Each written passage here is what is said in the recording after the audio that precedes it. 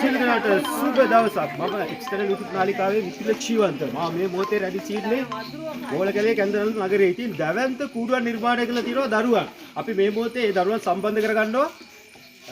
කොහොමද පුතේ මේ වගේ නිර්මාණයක් කරන්න ඔයාලට අදහස ආවේ? කියන්නේ අපි යාළුවොත් එක්ක එකතු වෙලා අපි ගියපාරක් කූඩුවක් ගහවනේ.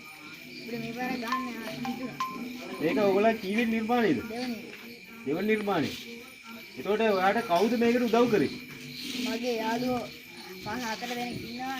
ඊට පස්සේ සංකල්ප මේ යාළුවොත් උදව් කරාද? මේගොල්ලෝ සංකල්පය ඊට පස්සේ දමිරයියා මේ බුලත් කොපි ජී කෙනෙක් ඉන්නවා. දන්නා ඒගොල්ලෝ ඉදිරියට මේ මීට වඩා දැවැන්ත නිර්මාණයක් කරන්න කොහොමද දැවැන්ත නිර්මාණයක් කරන ඉස්සරහට? බොහොමත් ස්තුතියි අපිට සම්බන්ධ. තාමත් මම රැඳී සිටින්නේ කූඩුව අභියස.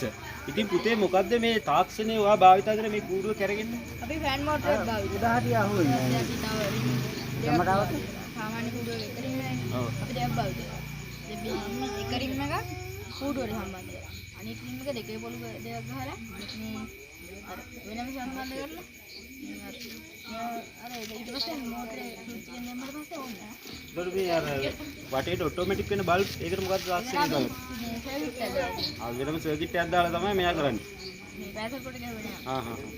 මේ මොන වගේ සර්කිට් එකක්ද ඇදුවේ? අපි ආගෙන බල්බ් තියෙන කඩවල ඉස්සරහට මීට වඩා දැවැන්ත නිර්මාණයක් කරනවා කොහොමද? කොහොමද?